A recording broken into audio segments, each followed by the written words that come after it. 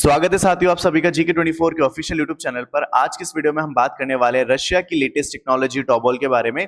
Russia ने हाल ही में एक ऐसा वेपन डेवलप किया है जिसके माध्यम से हवा में उड़ रहे विमान को जैम किया जा सकता है। तो क्या इसका मतलब ये कि अगर कोई भी विमान हवा में उड़ रहा है तो रशिया उसे जैम कर देगा और वो नीचे आके गिर जाएगा? नहीं, ऐसा नहीं है। देखो, यहाँ पे क्या होता है कि जब भी कोई एयरक्राफ्ट हवा में उड़ता है तो उसको कई तरीके के सिग्नल्स की जरूरत पड़ती है, जिससे कि वो नेविगेट कर सके, जिससे कि वो ये जान पाए कि उसको कौन सी डायरेक्शन में उड़ना है। तो ये सारी की सारी जानकारी उसको मिलती है जीपीएस के माध्यम से, ये सभी को पता है। अब देखो, यहाँ पे जो टॉबॉल है ना, ये क्या काम करता है? ये Russian technology is used to interfere with the GPS guidance of airliners, यानी कि एयरलाइंस जितनी भी हैं उनको जो भी जीपीएस के थ्रू गाइडेंस मिल रही होती है उसके अंदर इंटरफेयर करेगा, उन्हें डिस्टर्ब करेगा ये टॉबॉल वाली जो टेक्नोलॉजी है ये। अब देखो, मैं आपको इसको और डिटेल में समझाने के लिए एक बार ये समझाता हूं कि आखिर हवाई जहाज जो होते हैं उनको ये जो इंफॉर्मेशन है जीपीएस के थ्रू वो कैसे मिलती है। तो देखो, अब हम पहुंच चुके हैं एयरक्राफ्ट के अंदर और यहाँ पे आपको दोनों को पायलट बैठे हुए दिख रहे होंगे। अब इनके सामने जो है काफी सारी स्क्रीन है। अब ये जो स्क्रीन है ना, हर स्क्रीन इनको छोटी छोटी डिटेल्स देती रहती है कि आसपास आपके कौन कौन सी फ्लाइट्स उड़ रही हैं, आप कौन से डिस्टेंस पर हैं, आप कितनी हाइट पर हैं, आपको कौन सा टर्न लेना है और बाकी दूसरी चीजें। तो यहाँ पे इनको हेल्प करती है नेविगेट करने के लिए। अब ये जो सारी इंफॉर्मेशन है ना, ये कैसे रिसीव कर रहे हैं? तो ये रिसीव कर रहे हैं रडार से। देखो, मैं आपको और अच्छे से समझाता हूँ कि यहाँ पे आपने देखा होगा कि एयरपोर्ट पे कुछ इस तरीके की बड़ी सी स्ट्रक्चर बनी होती है एक बिल्डिंग की, ठीक है, जो काफी हाइट पर होती है। तो यहाँ पे हाइट में बैठे होते हैं कुछ लोग जो यहाँ पे डायरेक्टली कम्युनिकेट करते रहते हैं और नजर रखते हैं पूरे एयरक्राफ्ट की एक्टिविटीज के ऊपर कि एयरक्राफ्ट जो है कब टेक ऑफ करता है, कब वो उतरने वाला है। इन सभी पूरी चीजों पे जो है यहाँ पे गतिविधियों पे नजर रखते हैं यहाँ पे बैठे हुए पूरी टीम। और आपने धमाल मूवी के अंदर भी एक सीन देखा होगा जहां पे जो है बमन जो है यहाँ पे बात करता है और वो इंस्ट्रक्शंस देता है, राइट? तो ये सारे के सारे इंस्ट्रक्शन ना आपको यहाँ से मिलते हैं, इस बिल्डिंग से। अब देखो, यहाँ पे ऐसा नहीं है कि यहाँ पे जो इस बिल्डिंग के अंदर बैठा है वो डायरेक्टली कम्युनिकेट कर पाएगा एयरक्राफ्ट से, नहीं। वो जो बिल्डिंग में बैठे हैं वो सबसे पहले अपने सिग्नल भेजेंगे इस रडार सिस्टम को, और ये जो रडार सिस्टम है फिर हवा में उड़ रहे एयरप्लेन को ये बाकी के सिग्नल देगा और इस तरीके से कम्युनिकेशन होता है। तो यहाँ पे आप देख सकते हो इस डिवाइस को कहते हैं हम रडार। रडार्स आर देखो, aircrafts are managed and monitor by radar, जिसकी फुल फॉर्म होती है रेडियो डिटेक्शन एंड रेंजिंग। यहाँ पे जो रडार होती है क्या यूज करती है? ये यूज करती है रेडियो वेव्स को, ठीक है, रेडियो वेव्स को भेजती है, जिससे कि क्या पता चलता है? रेंज पता चलती है, एंगल पता चलता है, वेलोसिटी पता चलती है ऑब्जेक्ट की।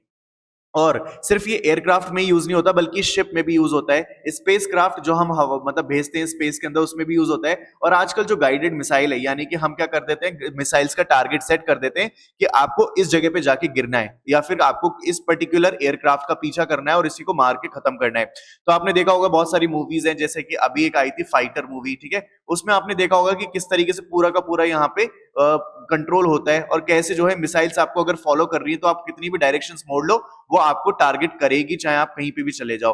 तो इसके अंदर भी यही टेक्नोलॉजी यूज होती है रडार की। इसके अलावा आप देख सकते हो motor vehicle, weather formation, weather की जितनी भी जानकारी है वो भी इसी से पता चलती है। तो हर कंट्री जो है रडार सिस्टम को यूज करती है अपने एयरक्राफ्ट को मॉनिटर करने के लिए। तो आप समझ गए होंगे कि कैसे जो है यहाँ पे एयरक्राफ्ट यूज किए जाते हैं, मतलब नेविगेट करते हैं, अपना रास्ता खोजते हैं। अब देखो, आपके यहाँ पे दिमाग में एक क्वेश्चन आ रहा होगा बहुत ही ऑब्वियस सा कि चलो मान लिया कि जितने भी एयरक्राफ्ट होते हैं वो सारे रडार सिस्टम को यूज करते हैं और वो क्या करते हैं, कम्युनिकेट कर पाते हैं, अपना रास्ता खोज लेते हैं। लेकिन तब क्या, जब एक एयरक्राफ्ट समुद्र के ऊपर उड़ रहा हो तो, यानी इंटरनेशनल फ्लाइट हो तो, जैसे कि अभी आपको मैंने बताया है कि वो सारी की सारी ऐसी वाली जो छतरी होती है ना उसका यूज करते हैं कम्युनिकेट करने के लिए। लेकिन समुद्र के आसपास तो ऐसी छतरी नहीं लगी होगी ना, तो फिर क्या करते हैं?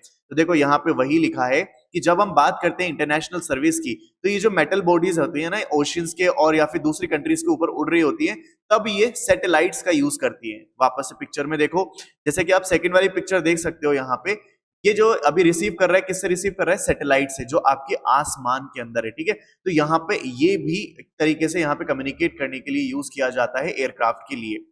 तो हमने जान लिया कि एक एयरक्राफ्ट उड़ता कैसे है और अपनी नेविगेशन को वो कैसे पता करता है।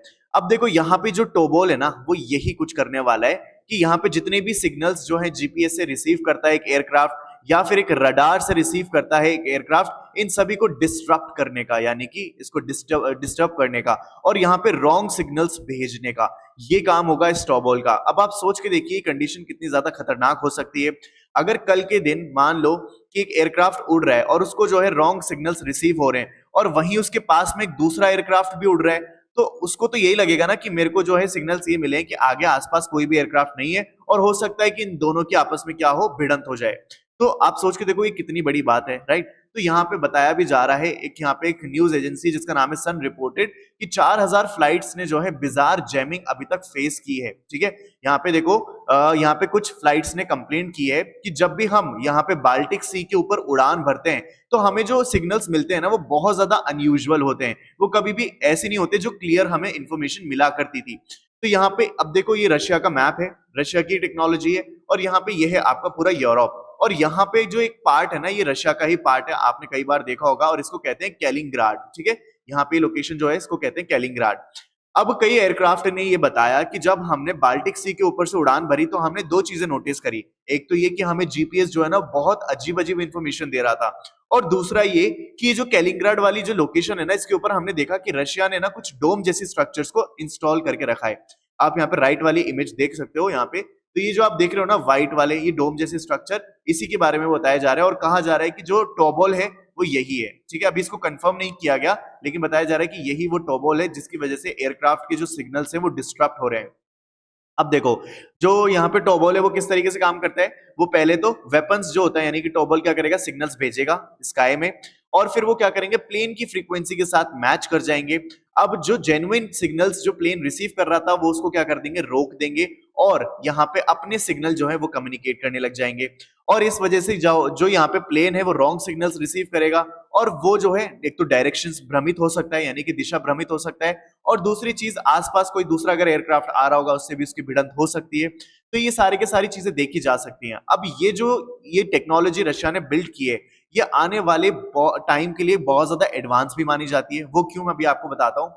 अब देखो यहाँ पे एक नहीं दो नहीं और जितने भी यहाँ पे यूरोप में वो नहीं बल्कि 46,000 एयरक्राफ्ट ने, यहाँ पे आप देख सकते हो 46,000 एयरक्राफ्ट ने यही सेम प्रॉब्लम जो है रिपोर्ट की है कि जैसे हम बाल्टिक सी के ऊपर से उड़ान भरते हैं ना तो यहाँ पे हमें अनयूजुअल सिग्नल्स मिलने लग जाते हैं। और इनके अंदर वो सारी फ्लाइट्स हैं जैसे कि आप देख सकते हो Ryanair flights, Wizz Air flight, British Airways, इन सभी ने ये कंप्लेंट की है।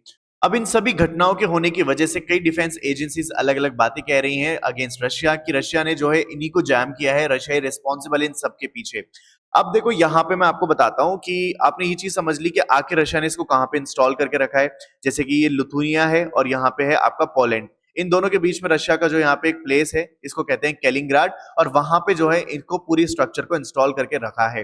तो खैर अभी तक तो यही पता है इंफॉर्मेशन के हिसाब से, लेकिन मैं अब आपको बताता हूँ कि ये कैसे और एडवांसली इसका यूज किया जा सकता है। देखो आपको पता है कि आज के टाइम पे अभी जब हमने इसके यूजेस देखे थे तो वहां पर हमने देखा था गाइडेड मिसाइल। ठीक है, आज के टाइम पे जितने भी दूसरे देश एक दूसरे के ऊपर अटैक करते हैं तो वो गाइडेड मिसाइल का यूज करते हैं, यानी कि उनको केवल टारगेट सेट करना पड़ता है और वो मिसाइल वहीं पे जाके गिरती है जहां पे आपने टारगेट उसका सेट किया है। अब ऐसे टाइम पे अगर मान लो उस सैटेलाइट को या फिर उस एक पर्टिकुलर मिसाइल को आप इंटरसेप्ट कर सकते हो, उसको एड्रेस यानी उनको इंफॉर्मेशन ही गलत दे सकते हो, तो वो कहीं पर भी जाके गिर सकती है। वो तो कंफ्यूज हो जाएगी ना मिसाइल कि उसको कहां जाके गिरना है। तो इस तरीके से भी इसको यूज किया जा सकता है। तो आने वाले टाइम में इसका डिफेंस में भी इसका यूज करेगा रशिया, और अगेंस्ट दूसरे देशों में, यानी अगर मान लो कोई दूसरा देश रशिया के ऊपर अटैक कर रहा है तो वो अपने आप को सेफ गार्ड भी कर सकता है इससे। तो आप समझ रहे हो कि रशिया की कितनी एडवांस टेक्नोलॉजी है। तो खैर ये थी हमारी आज की पूरी वीडियो जहां पे रशिया ने जो अभी नई टेक्नोलॉजी डेवलप करी है टोबोल, उसके बारे में हमने जाना। उम्मीद है आपको वीडियो बहुत ही अच्छे से समझ में आ गई होगी। अब अपनी राय कमेंट बॉक्स में जरूर लिख के बताना